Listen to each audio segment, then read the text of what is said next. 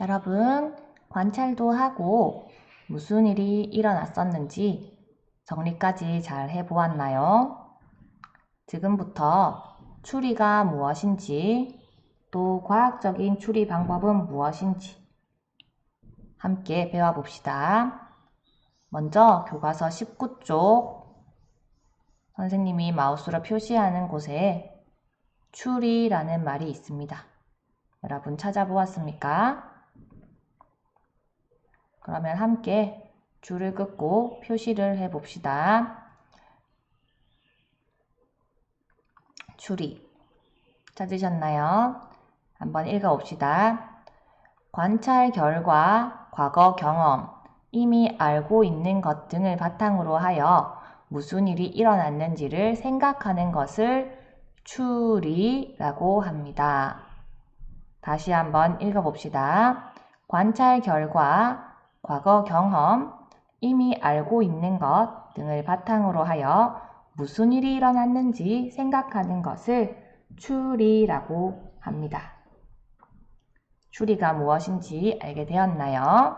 그래서 오늘 우리가 이렇게 공룡들의 발자국, 그래서 관찰 결과지요. 이 관찰한 것을 가지고 무슨 일이 일어났었구나, 공룡들 사이에 어떤 일이 생겼었구나 하고 생각했습니다. 어떤 일이 일어났는지. 그래서 이런 것을 바로 추리라고 합니다. 그런데 그냥 추리를 마음대로 하면 안 되겠죠? 과학적인 추리 방법에 대해서 한번 생각해 봅시다. 과학적으로 추리를 하려면 먼저 1번 관찰이 아주 중요합니다. 그래서 탐구 대상을 주의 깊게 관찰해야 된다. 그래서 우리가 그냥 봤을 때는 큰 발자국만 있네, 작은 발자국도 있네, 이렇게 넘어가면 안 되고, 큰 발자국은 어디에서 와서 어디로 갔는지, 또 작은 발자국은 어디에서 와서 어떻게 되었는지, 그리고 발자국의 방향, 발자국이 사라지는 것, 이런 것까지 자세히 관찰해서 정보를 많이 얻을수록 이렇게 더욱더 과학적인 추리를 할 수 있습니다. 그리고 두 번째, 관찰한 것도 중요하지만 관찰에 더하기 자신의 경험, 관련 지어서 한번 생각해 봐야 됩니다. 여러분들은 이 큰 발자국은 어떤 공룡의 발자국이라고 생각을 하나요? 우리가 정확하게 어떤 공룡인지 이름은 말할 수 없지만 적어도 이 공룡보다 덩치가 큰 공룡일 것이다 라는 것은 알 수 있을 거예요. 그것은 왜 그렇습니까? 보통 우리의 경험에 의하면 사람이든 아니면 동물이든 덩치가 크면 클수록 발 사이즈도 크다는 것을 우리는 경험을 통해 알고 있기 때문이에요.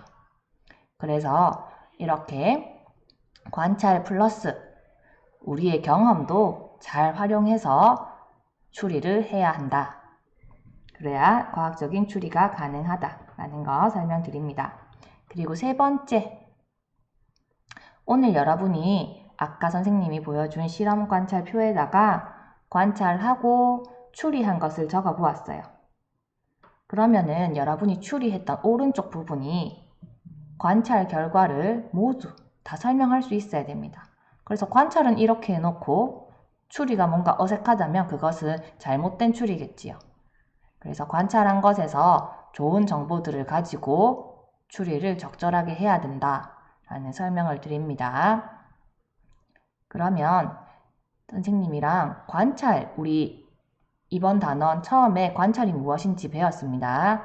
그래서 이것은 과연 관찰인가 추리인가 한번 구분을 한번 해봅시다. 선생님이 또 펜을 조금 지울게요. 잘 안 보이죠?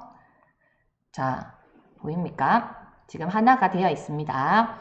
두 동물이 만났을 것이다. 이것은 관찰인가요? 추리인가요?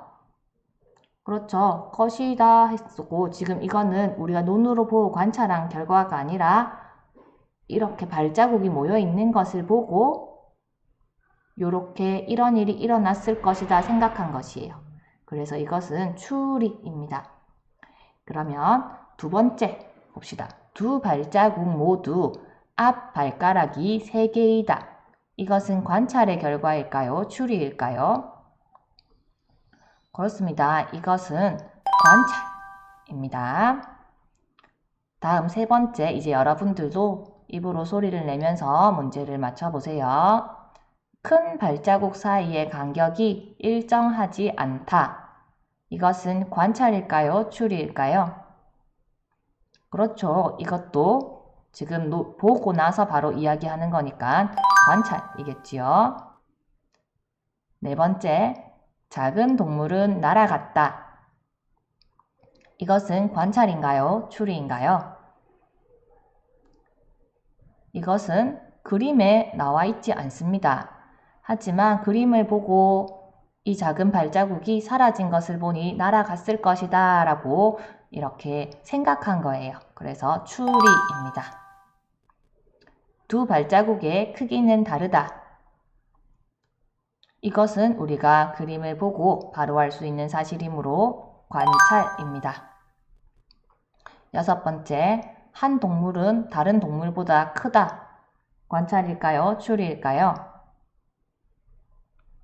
우리는 지금 발자국만 볼 수 있습니다. 그래서 발자국의 크고 작음은 관찰의 결과이지만 지금 전체적인 동물의 크기는 알 수가 없어요. 하지만 우리는 관찰을 해서 이렇게 클 것이다 하고 추리할 수 있겠습니다. 되었나요? 그러면 한번 봅시다. 지금 3개의 관찰, 3개의 추리가 나왔는데 이 관찰한 것을 우리가 추리로 한번 바꾸어 봅시다. 두 발자국 모두 앞 발가락이 3개인 것은 관찰할 수 있어요. 그러면 이것을 통해서 우리는 무엇을 추리할 수 있나요? 공룡의 발가락이 3개였을 것이다 라는 것을 추리할 수 있겠지요. 그리고 세 번째, 큰 발자국 사이의 간격이 일정하지 않다.